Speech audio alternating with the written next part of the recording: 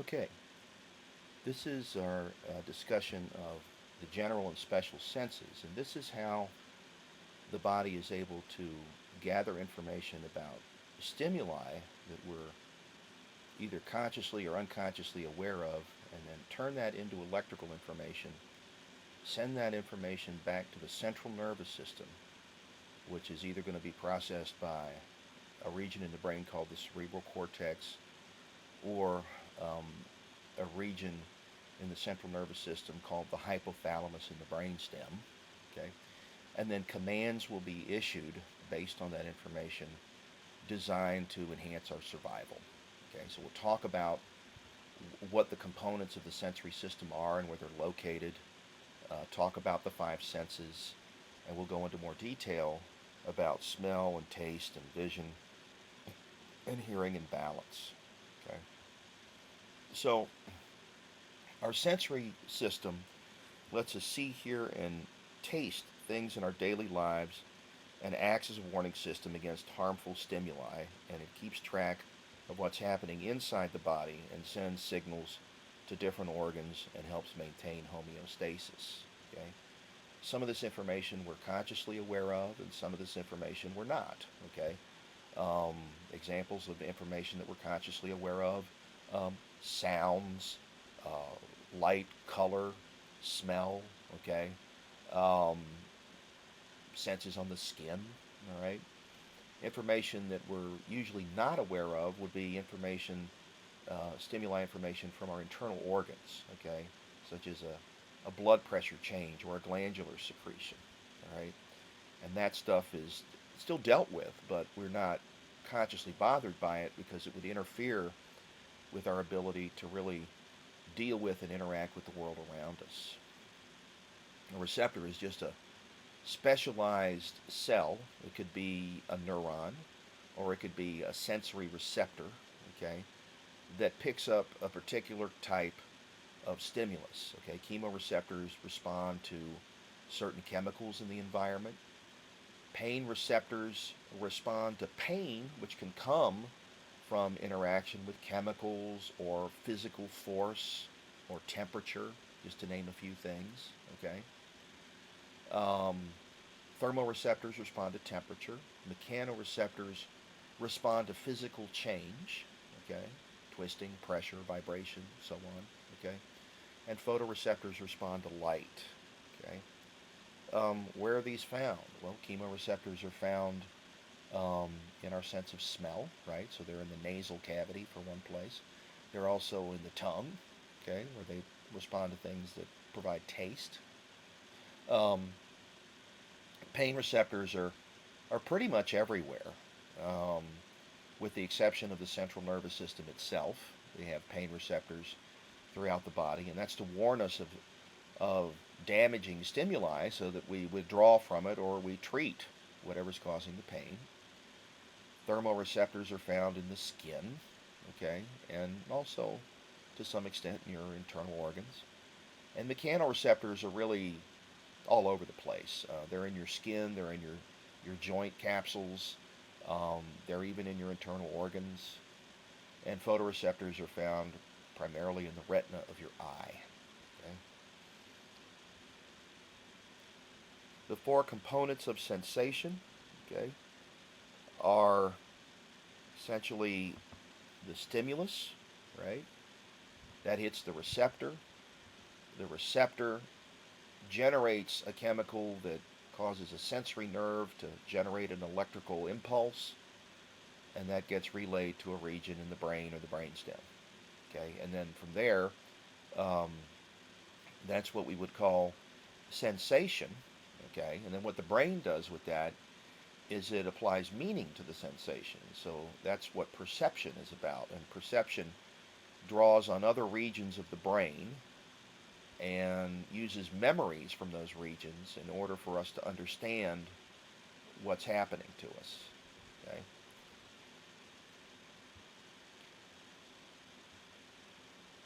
Characteristics of sensation include projection and adaptation. Okay?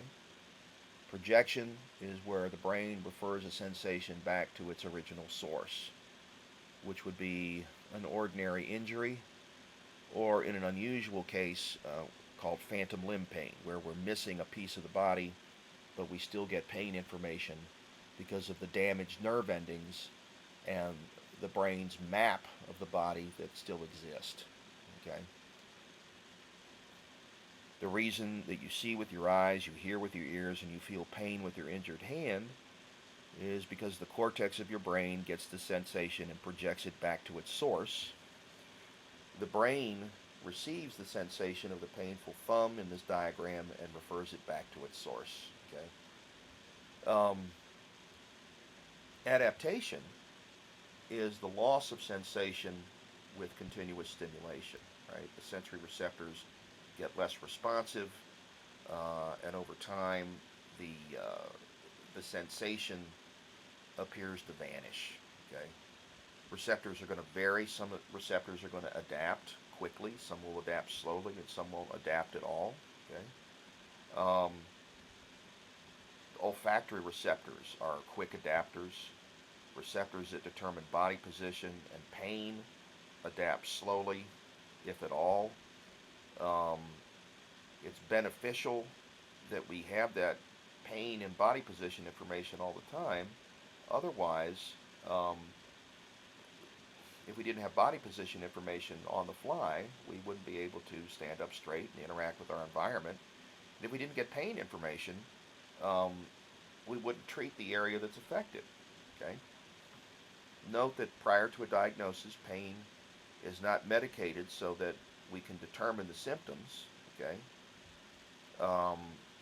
And we should also note that we can have both general and specific types of senses, right? Our specific senses are taste, smell, balance, vision, and hearing. Okay. Our general senses are generally those in the skin and in the walls of our organs. Okay? So those are some general senses, right? Pain, touch, pressure, temperature, proprioception, all right? And there are receptors in the skin that deal with all of that. Okay? And they have nerve endings that are modified to generate an electrical signal when that particular stimulus happens. Okay? So a touch receptor, for instance, would never generate a pain signal, and a pressure receptor would never generate a temperature signal, okay? Because it doesn't have the right modifications to do that. Okay? Pain receptors are also called nociceptors, and they have free nerve endings and are stimulated by any type of stimulus that's outside the normal stimulus range for a thermoreceptor, a chemoreceptor, a mechanoreceptor, and so on. Okay, so the response to stuff that's outside that range is always pain. Okay, so they're where? They're all over the skin. They're in our organs and they're in our tissues, and they don't adapt. Okay. Pain triggers that have been identified include tissue injury, oxygen deficiency, and mechanical force. Okay? An example of how this works is that if you apply pressure to, let's say, your finger, okay, you can apply light pressure to your finger and you can feel that. You can apply heavier pressure and you'll experience that. But if you say slam your finger in the door, okay, you're not going to feel pressure. You're going to feel pain because the pressure is outside the range for the pressure receptors that are in the skin and the joints. Okay?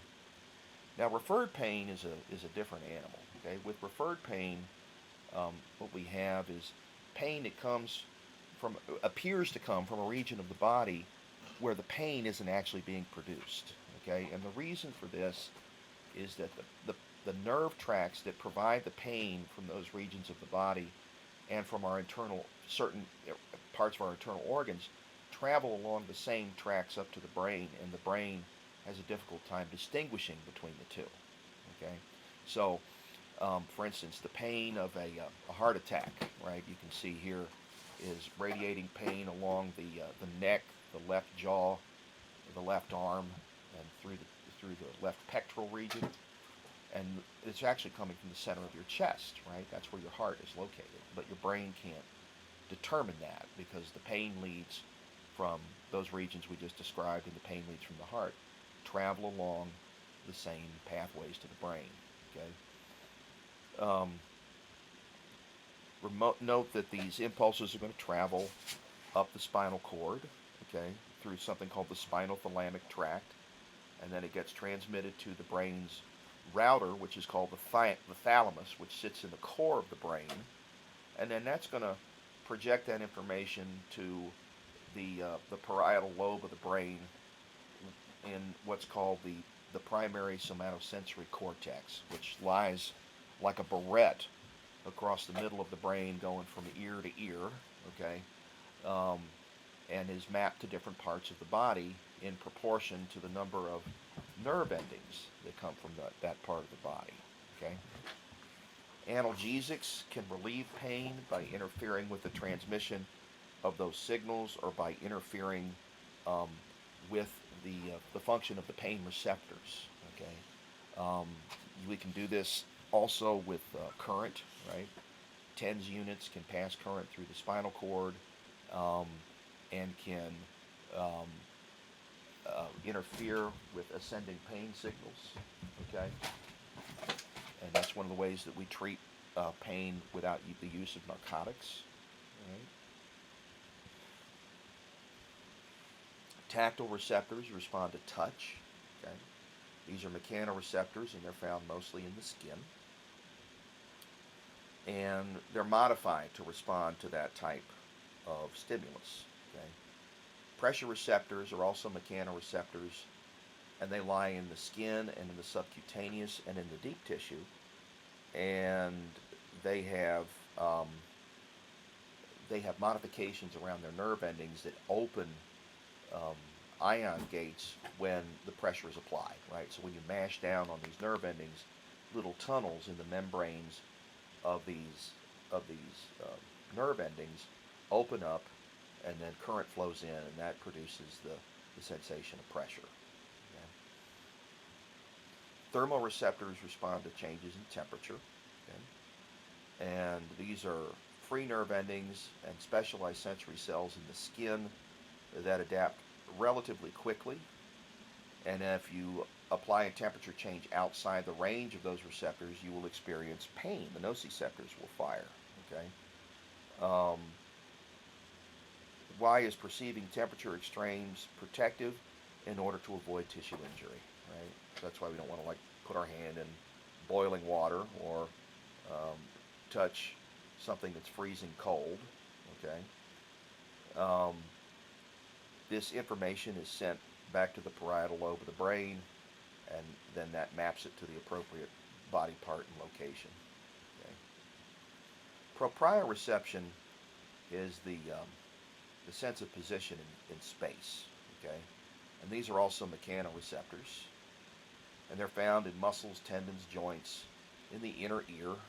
Okay, and they send information to both the parietal lobe of the brain and to the cerebellum.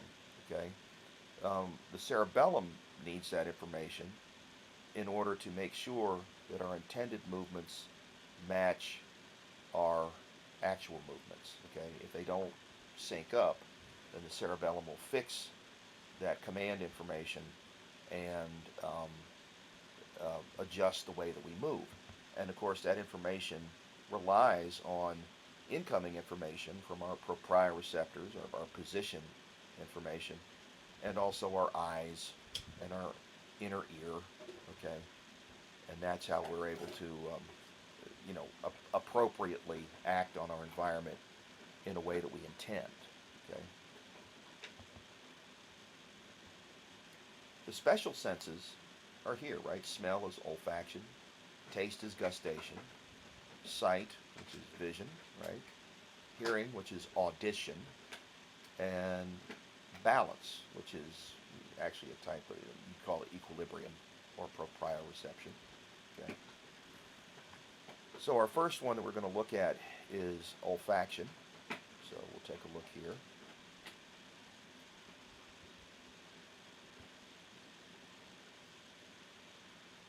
The detection of specific airborne molecules, referred to as autogens, results in the sense of smell. As the autogen is inhaled, it moves through the nostril and into the nasal cavity. There it comes in contact with the olfactory epithelium.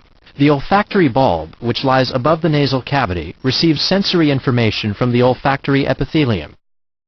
Within the upper nasal cavity, the autogens dissolve in the mucus lining, where they can interact with receptors on cells in a specialized region on the olfactory epithelium. Okay, so what you're seeing with olfaction is an unusual special sense because it's the only one that doesn't get projected to the brain's router, which is called the thalamus. It gets projected directly back to the temporal lobe of the brain. Chemoreceptors in bipolar olfactory neurons, which project through a region in the base of the skull called the cribriform plate, which is on top of a bone called the ethmoid bone. They dangle in the nasal cavity, and then odorants attach to those bipolar neurons, and when they do, they open ion gates, and then those very short olfactory neurons relay electrical information back to the olfactory bulb, okay, which is right there. And then from the olfactory bulb, we go straight back to the temporal lobe of the brain, and then we draw on memory in order to interpret what it is that we've seen, okay? Some odors can also stimulate pain receptors of the trigeminal nerve, okay, which is cranial nerve 5. An example of an odor that stimulates the trigeminal nerve would be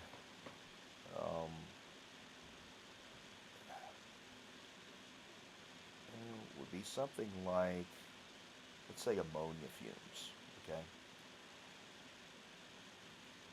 To detect a faint odor, we often sniff deeply, and that's so that the olfactory receptors get adequately saturated with the odorant, okay?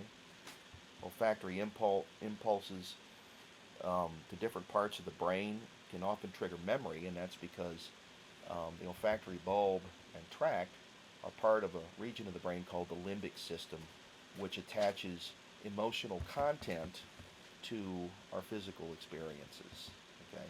Without an active limbic system, we would have terrible problems with memory and also with interpreting or expressing emotions to those around us, okay? Our next sense is going to be gustation or taste. The detection of specific water-soluble molecules found in food or drink results in the sensation of taste.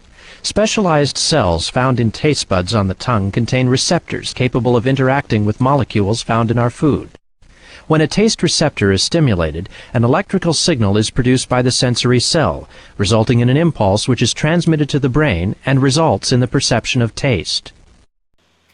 Okay, so what you can see here is the tongue, right? And the tongue has projections on its dorsal surface called papilla, right? Which take on different shapes, right? There are papilla that look like toadstools, and they're called fungiform. There are papilla that look like leaves, and they're called foliate.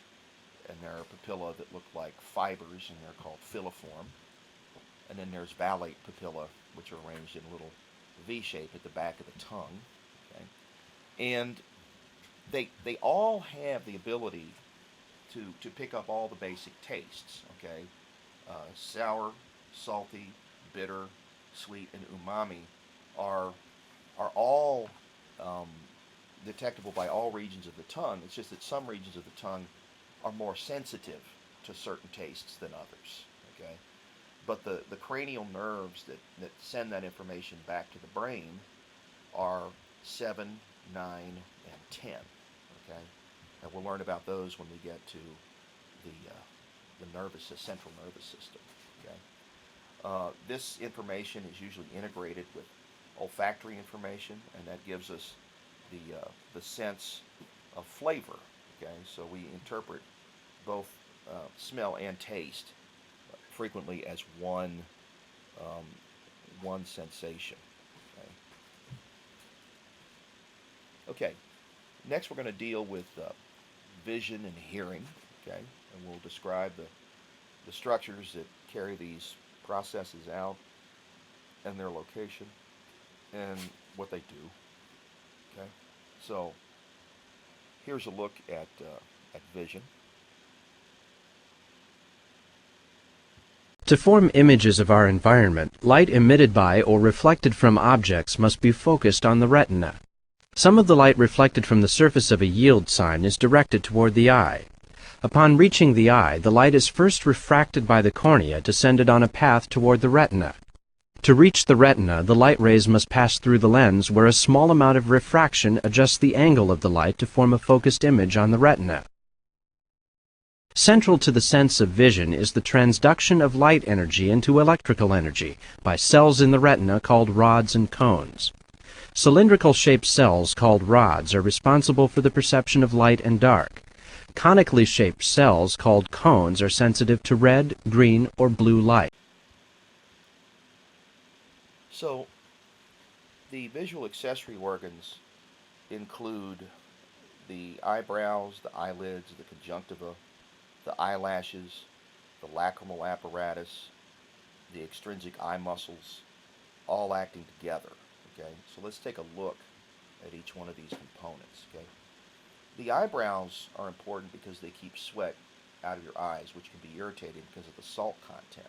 All right, the eyelids help to protect the eye from drying out and from particulates and physical trauma. Okay, the conjunctiva is a vascular membrane that lines the inside of the eyelid and the white of the eye up to where the iris is, which is the colored part of the eye, and its job is to serve as a source for lubrication of the eye and to protect underlying structures. Okay? And it also provides a blood supply to some of the nearby tissues. The eyelashes are designed to keep particulates out of the eye. The lacrimal apparatus produces tears, which is basically a filtrate of blood, and it washes across the surface of the eye and keeps it moist, and that washes particulates out of the eye, but it also keeps the cornea of the eye, which is the clear skin in front of the iris and the pupil, moist so that it can get its oxygen from the air. Since it has no blood vessels, that's its only way of getting sufficient oxygen. Okay. And then the extrinsic eye muscles, which aren't visible here, are attached to the eyeball, and they move it around. They're skeletal muscles, and we consciously control them, and that lets us look up, down, left, and right, and so on. Okay. The nerve that provides vision is the optic nerve, and it comes out of the back of the eyeball, and it goes straight to the brain's router called the thalamus, and then from there neurons carry that information back to the occipital lobe of the brain, which is the lobe in the very back.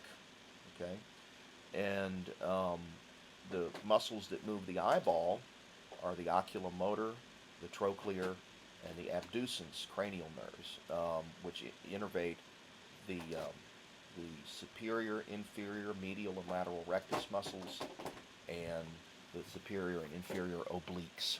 Okay, so different cranial nerves talking to different muscles, and another cranial nerve providing the visual input to the brain. Okay. The three layers of the eyeball are the sclera, the choroid, and the retina. Okay. The sclera is what's known as the fibrous tunic, and it's the white of the eye. And another component in the fibrous tunic is the cornea, which is transparent. Okay. And the sclera is designed to maintain the shape of the eyeball and to protect the interior structures.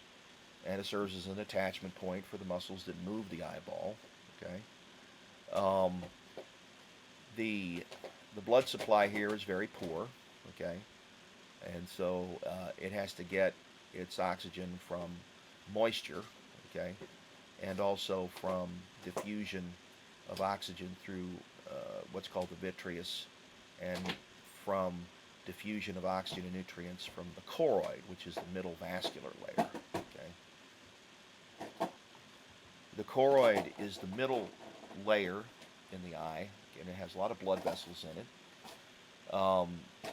At the front, it forms the ciliary body, which is responsible for making something called aqueous humor, which builds up behind the cornea and in front of the lens, and is also transparent, okay, and keeps those tissues hydrated, but also provides a transparent layer so that the light that passes through it doesn't scatter, okay.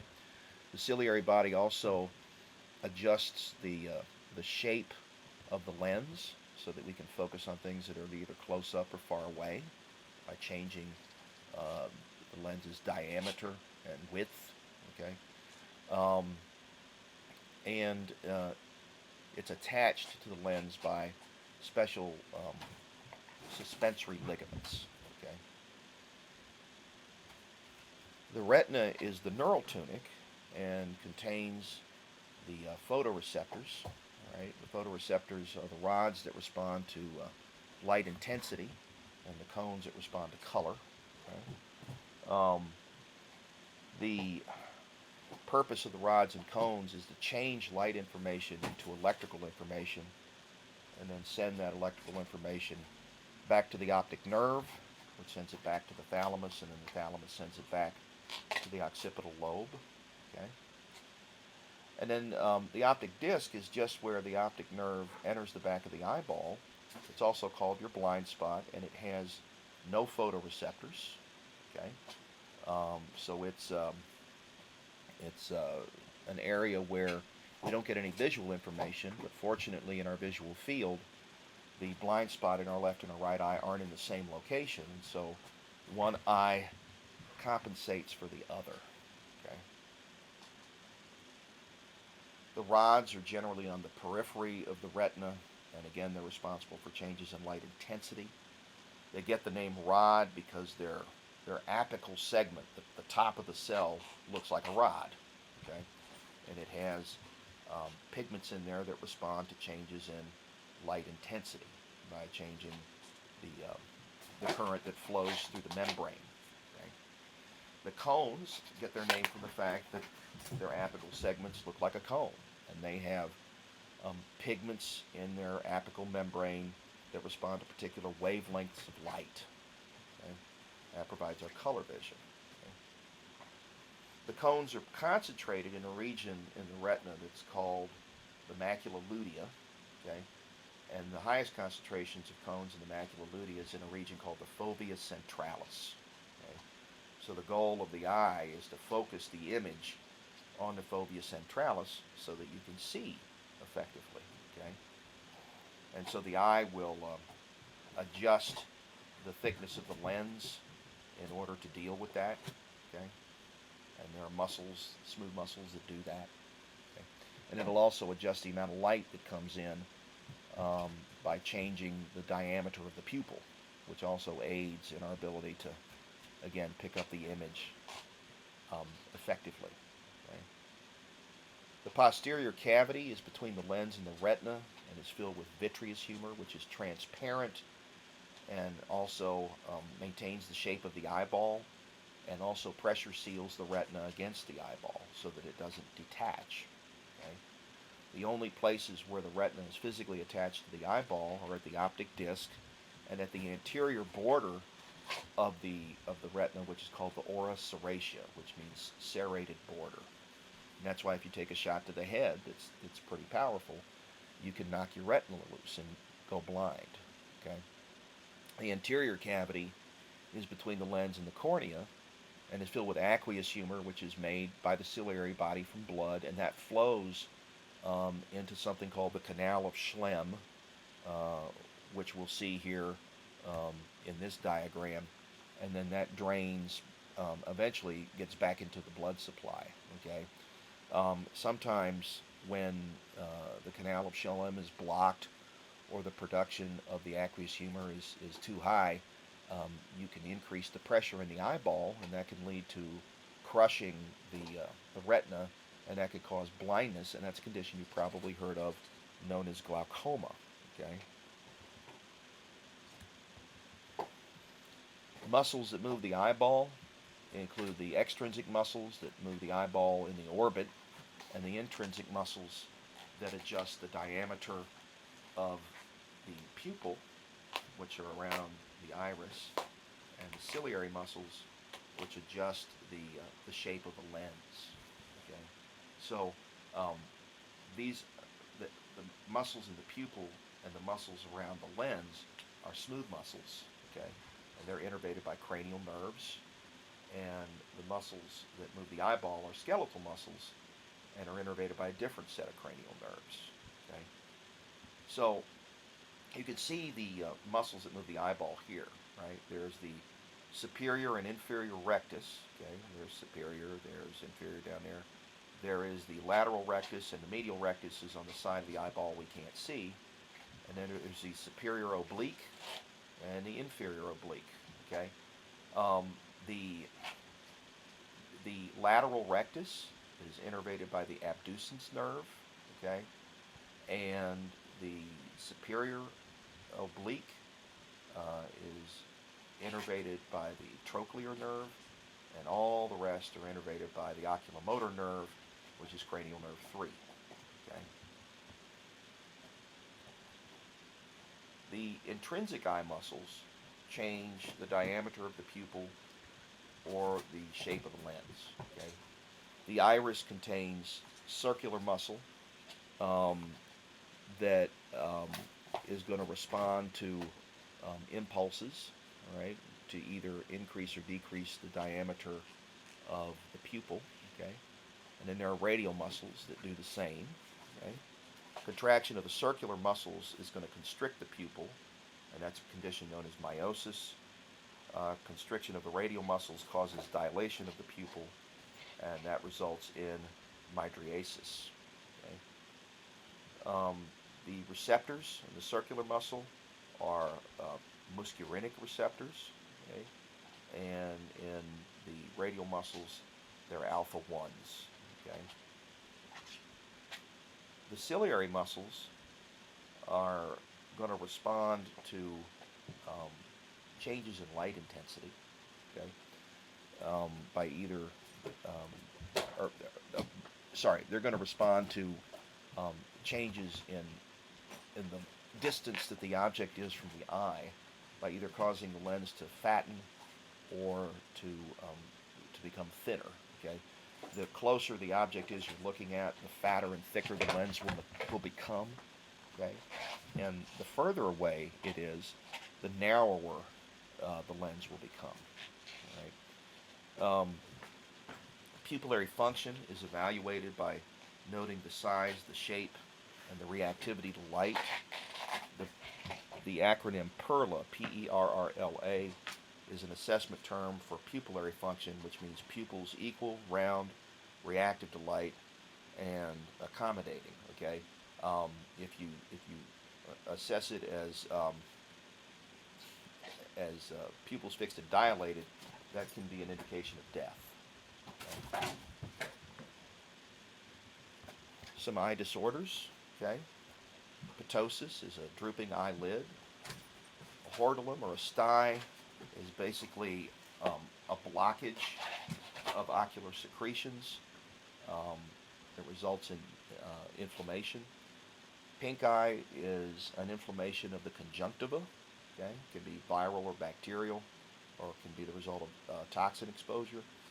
And strabismus is essentially the eye not tracking with the normal direction of vision. Okay, and nystagmus is the eyes tracking either back and forth or round and round, and that can be an indication of vertigo.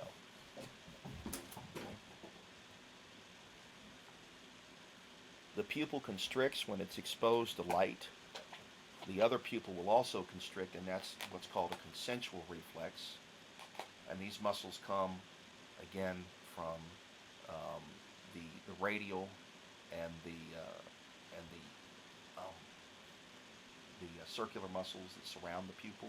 Okay, and the ciliary muscles come from the ciliary body, and they change the lens. Okay, So one of the things that happens when an object gets closer to the eye is a series of events called accommodation, right? And what accommodation is where the lenses get thicker, okay? The pupils constrict, okay, and the eyes converge, right?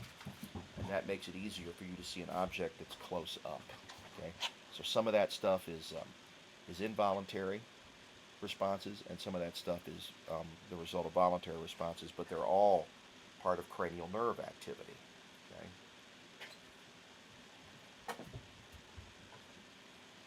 Refraction is just the bending of light, okay? Light has to go through 4 transparent layers before it gets back to the macula lutea, and then is uh, perceived as a sharp image, okay? Remember that the macula lutea, in particular the fovea centralis in the middle of the lutea, is where the bulk of the cones are, and that's where our greatest visual acuity is, okay?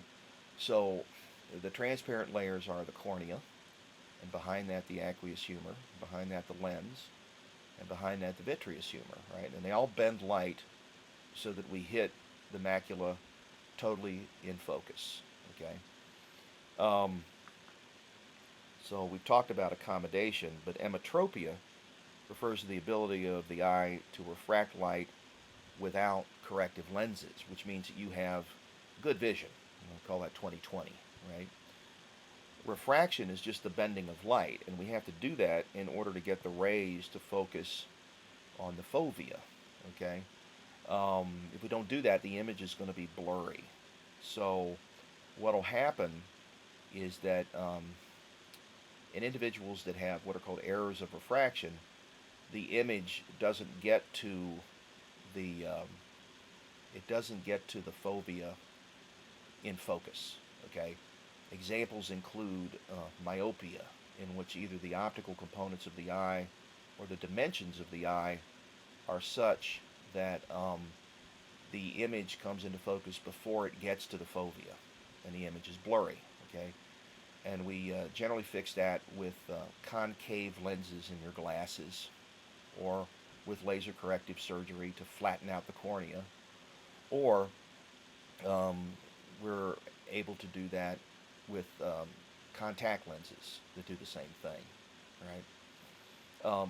Hyperopia is where the image comes into focus past the fovea, right? And so what we have to do there is use glasses with convex lenses, or we have to use laser corrective surgery to thicken the cornea, or contact lenses to do the same thing. And then in astigmatism, you either have an irregular surface in the lens or in the cornea, and the result of that is that some of the image comes in too soon and some of the image comes in too late, and you get a blurry image.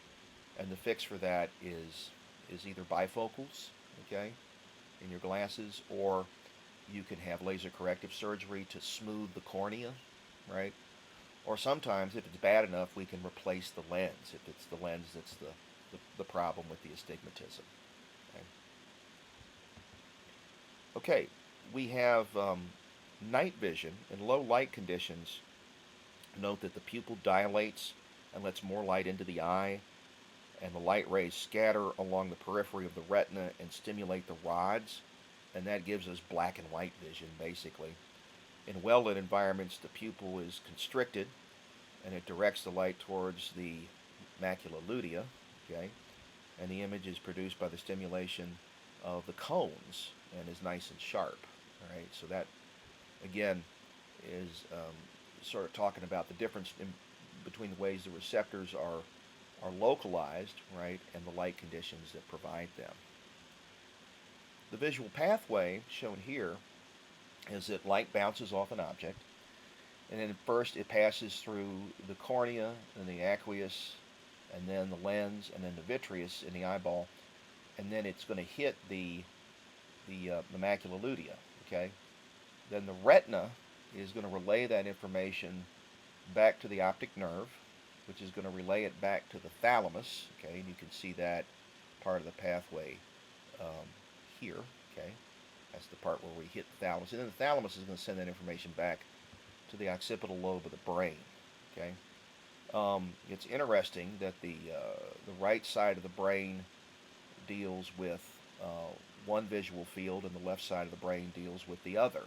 Okay, um, but both visual fields are represented in both eyes. All right, so you can see kind of how they project. The nasal fibers of the optic nerve cross at a region called the optic chiasm, and the temporal fibers do not cross. Okay, so they stay on the same side and project back, right? So this left side of the brain, left occipital lobe, is going to be dealing, if you trace it, with the right side of the visual field in both eyes, and vice versa. Okay? That's the pathway, right? We talked about it. Okay?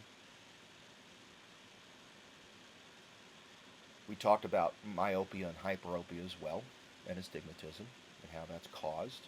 Okay? And so our next topic is hearing. So let's take a look at the ear.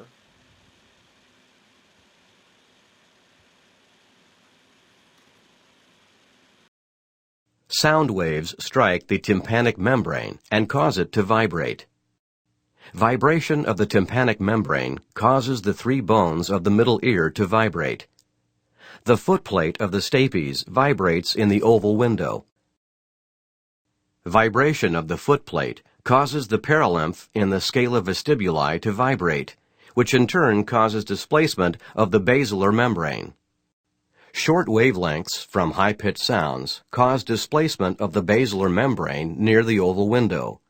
This movement is detected by hair cells of the spiral organ, which are not visible in the animation. Long wavelengths from low-pitched sounds cause displacement of the basilar membrane far from the oval window. Again, this movement is detected by hair cells of the spiral organ, which are not visible in the animation. When the vibrations reach the perilymph in the scala tympani, they travel to the round window where they are dampened.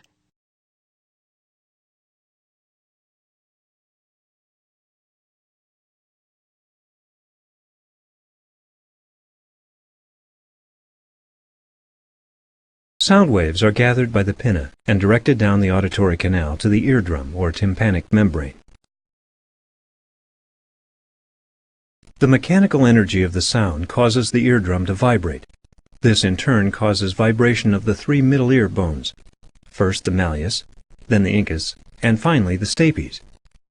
These tiny bones amplify the vibrations. The stapes comes in contact with the inner ear at the oval window. The fluid-filled inner ear is a coiled structure called the cochlea.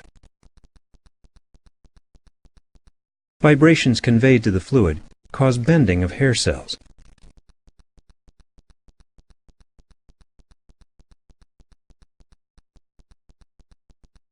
If we examine this cross-section of the cochlea, the tectorial membrane can be seen at the top. In it are embedded the tips of hair cells, which are shown circled in yellow.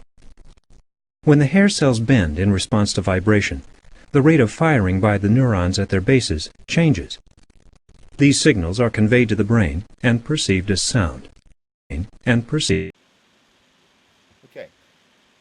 so as you saw in the previous two videos, the job of the ear primarily is to turn sound, which is a pressure wave going through gas, air, into electrical information that's going to get back to the brain through the eighth cranial nerve, which is the vestibulocochlear nerve.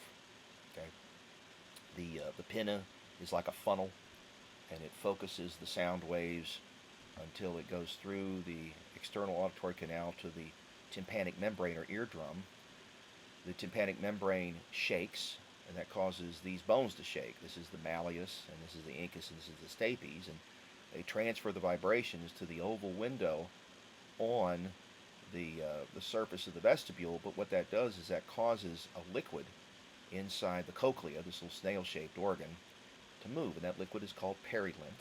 Okay, and when the perilymph vibrates, that causes another chamber, the cochlear duct, which is filled with endolymph, to vibrate.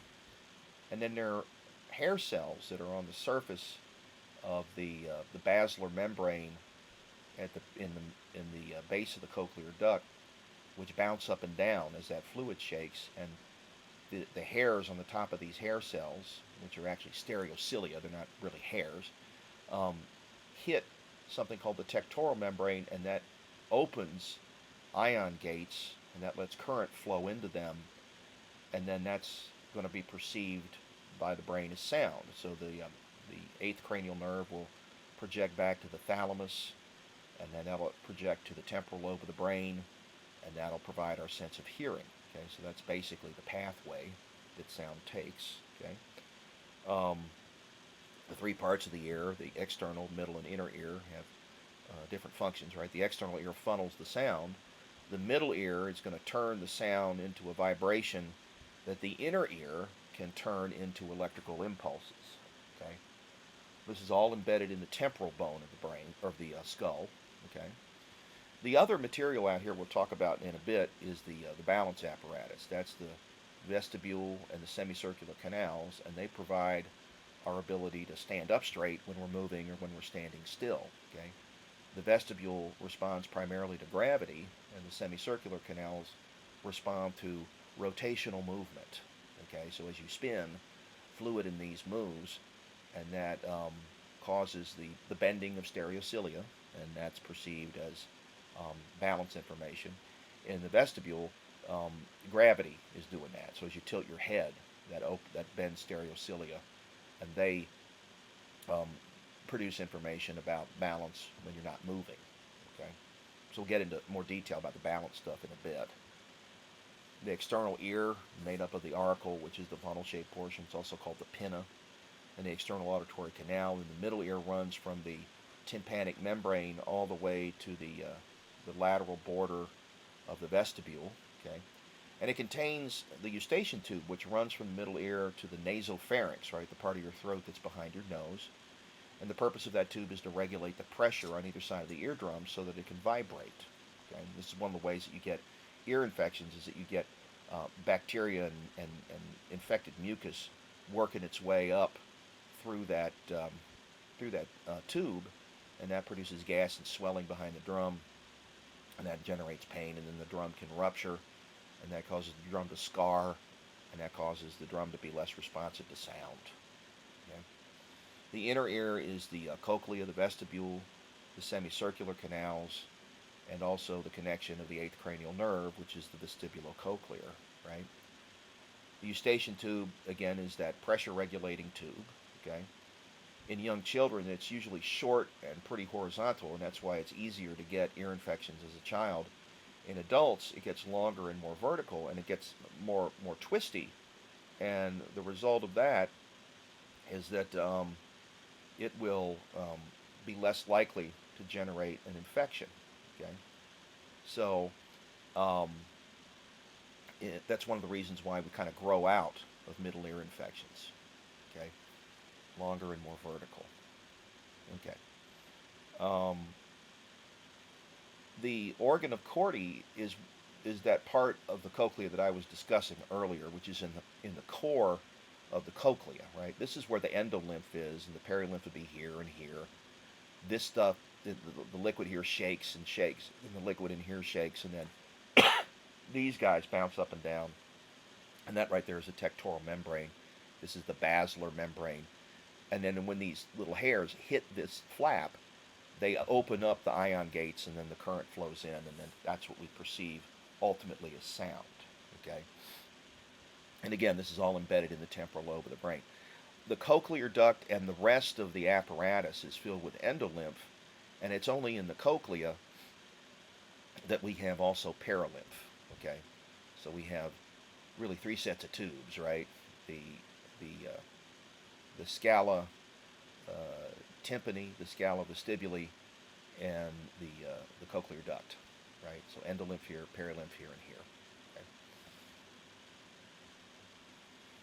So that's the way that the hearing occurs. Okay, sound waves, tympanic membrane. Ossicles hit the oval window, organ of Corti responds, we send impulses back to the eighth cranial nerve, and that goes to the thalamus, and that goes to the temporal lobe of the brain, and that then is going to be drawing on information from the the auditory association area, which is also in the temporal lobe, and then we can connect that sound to language or noise that we've heard in the past. Um, the um, the the organ of Corti is really the contents of the cochlear duct, including the endolymph and the hair cells and the tectoral membrane and the basilar membrane. Okay. So when hearing doesn't occur, we have blockage. Right? We can have problems in getting the sound wave back to the cochlea, or we can have problems getting the electrical information back to the brain. Okay, so you can have damage to the vestibulocochlear nerve, and we can have damage to the cochlea, and that's called sensorineural deafness. Okay, so anything from the cochlea back is going to interfere with the signal getting to the temporal lobe of the brain. Anything but before the cochlea, like damage to the ossicles or damage to the drum or damage to the external auditory canal, is what we call conductive deafness, and that is basically blocking the sound wave from ultimately impacting the cochlea, and that can be usually fixed surgically. Damage to the cochlea or the cochlear nerve can be fixed through what's called a cochlear implant. Okay, so what we can do is basically screw a microphone into the mastoid process of the skull, which is the bump right behind your ear.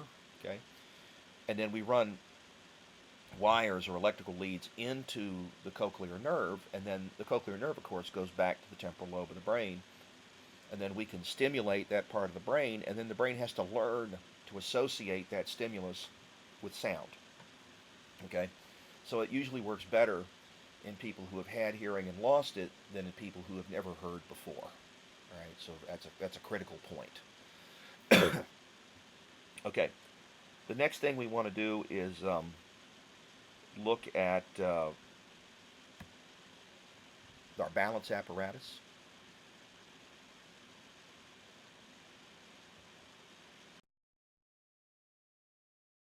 The ability to sense head position is achieved by monitoring sensory organs in the saccule and utricle of the inner ear, called maculae. The hair cells in the macula are key to the vestibular sense. Each hair cell has a large cilium referred to as the kinocilium, and many smaller cilia called stereocilium. When the cilia is bent towards the kinocilium, the firing rate of the hair cell decreases. Within the macula, the cells are embedded in a gelatinous layer that is weighted by otoliths.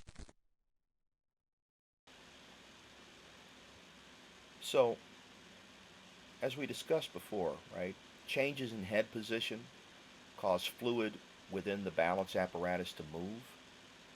This bends the stereocilia and it triggers nerve impulses that travel along the vestibular branch of the 8th cranial nerve to different parts of the brain, including the cerebellum, the midbrain, and the temporal lobe. And after receiving this information, the brain sends motor information to the muscles, and that helps you maintain your sense of balance. A person with an inner ear disorder is going to suffer from fall-related injuries because they're going to lose their ability to balance, right? We should point out that the vestibule here is where the static equilibrium comes in. Okay, and this is what responds to gravity or head tilt, whereas the semicircular canals respond to rotational movement or spinning, because the hair cells are located in these little swellings at the base of the semicircular canals that are called ampullae, right? And remember that endolymph fills all of this, right? So there's always fluid in here, right? Okay. Again, any questions? Make sure and contact me, and I will see everybody in the next podcast. Thank you very much.